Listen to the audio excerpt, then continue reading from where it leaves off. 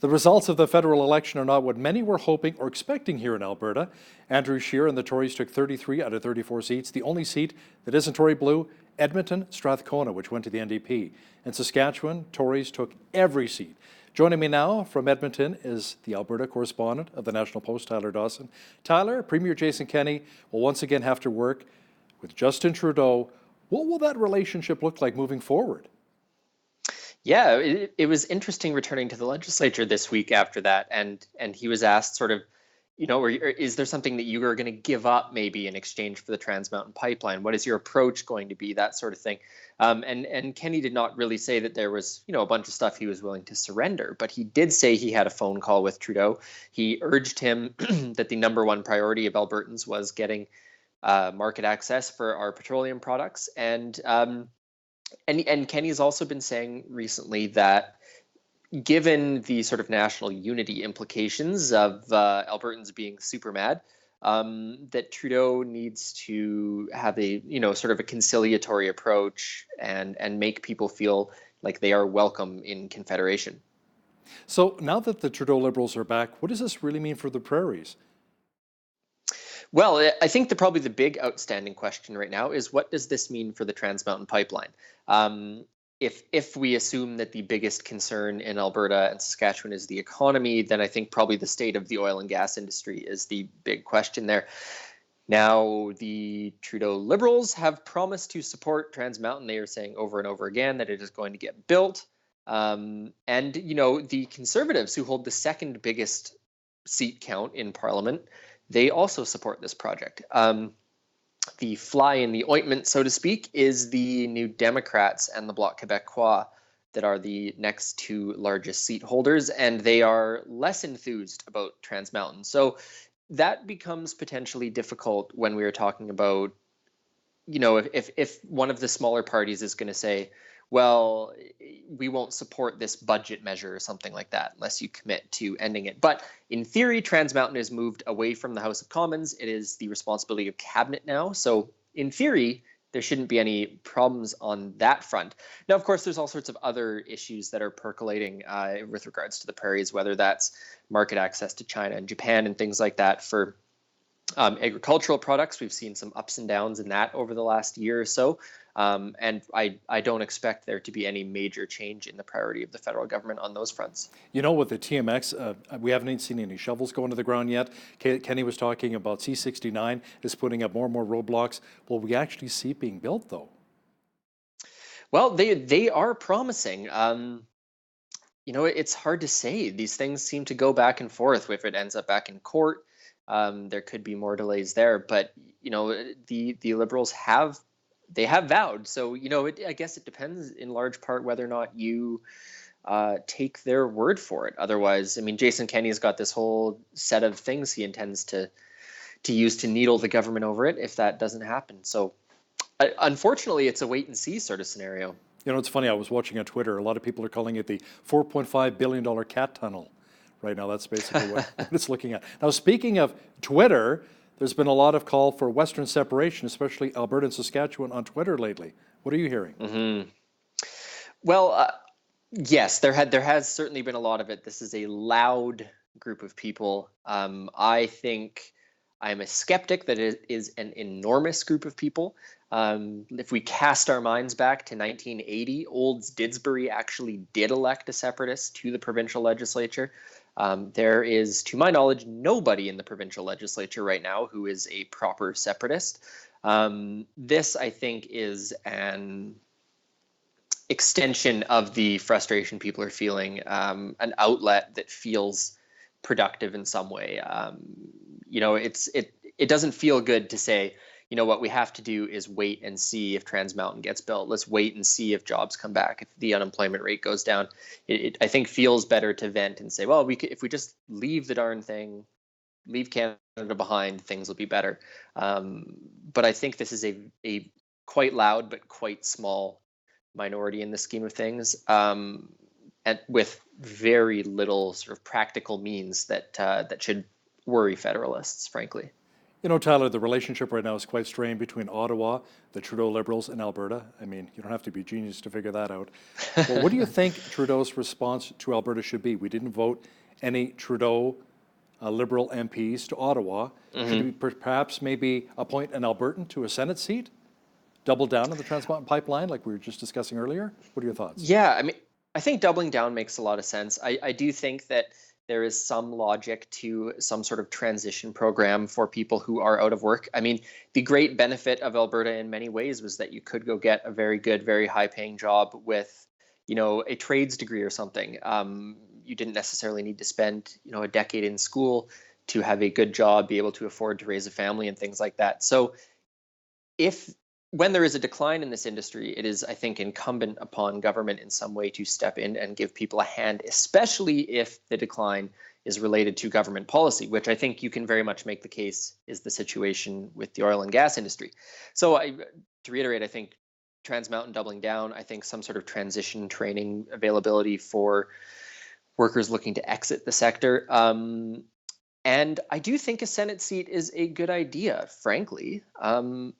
That's my perspective on it. I mean, it can't hurt, I suppose, is where I would go on that. Certainly, someone like Paula Simons, say, my former colleague at the Edmonton Journal, who was appointed as an independent senator. I mean, she's a liberal-minded person, but also feels, I think, quite strongly about representing the people of Edmonton in the Senate.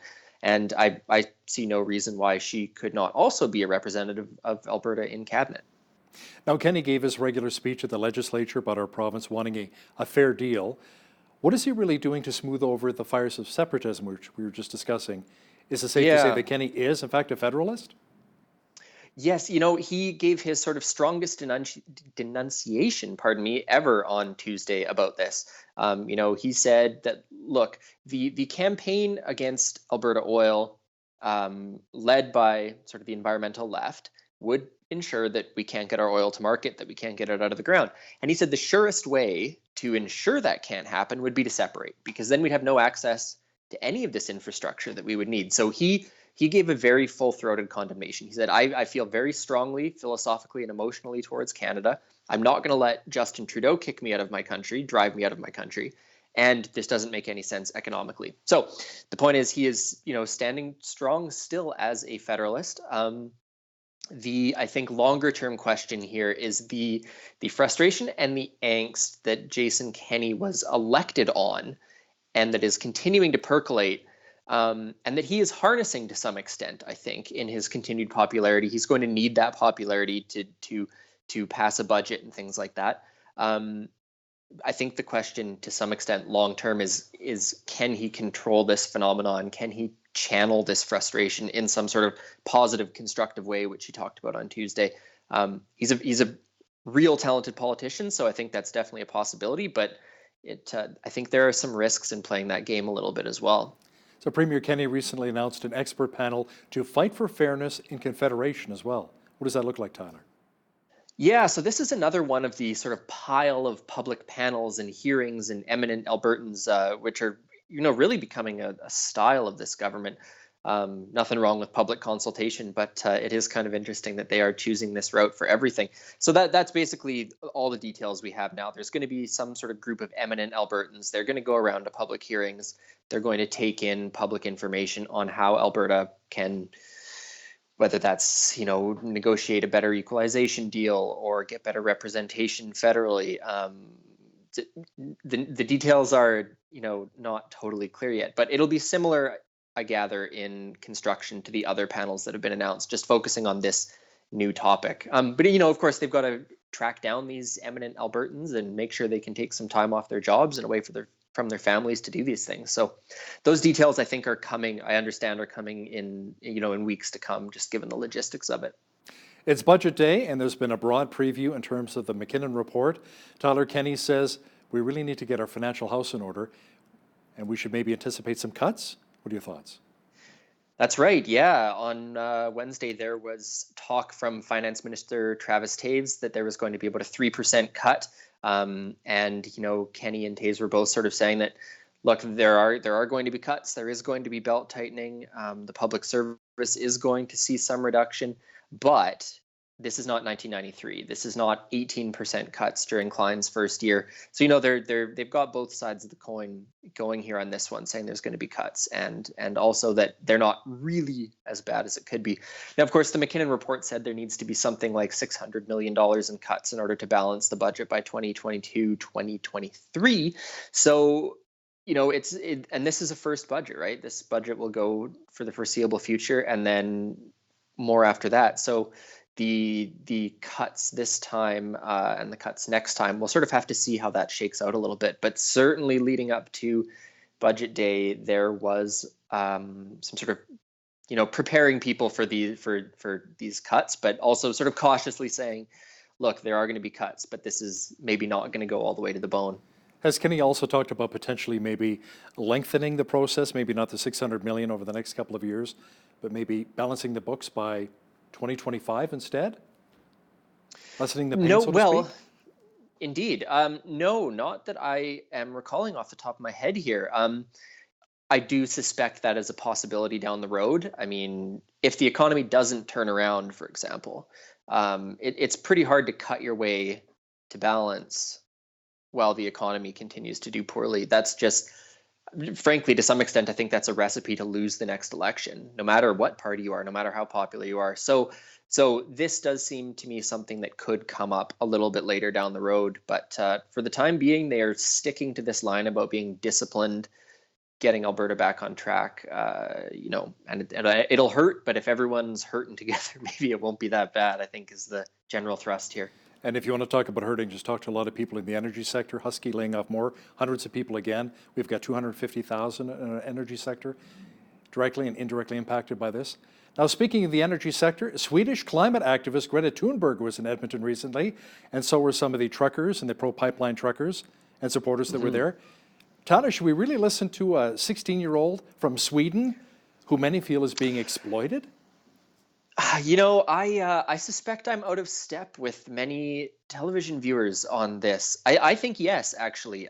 Regardless, I think, of where one comes down on climate change, on fossil fuels, I am a very firm believer that young people are smarter than we give them credit for, and that they see things with clarity that older people don't. And I think often older people tend to say, oh, no, that's because they don't have experience. They don't understand the issues at stake here. They don't understand how complicated it is. Greta doesn't have a budget and put food on the table and a family and all these things.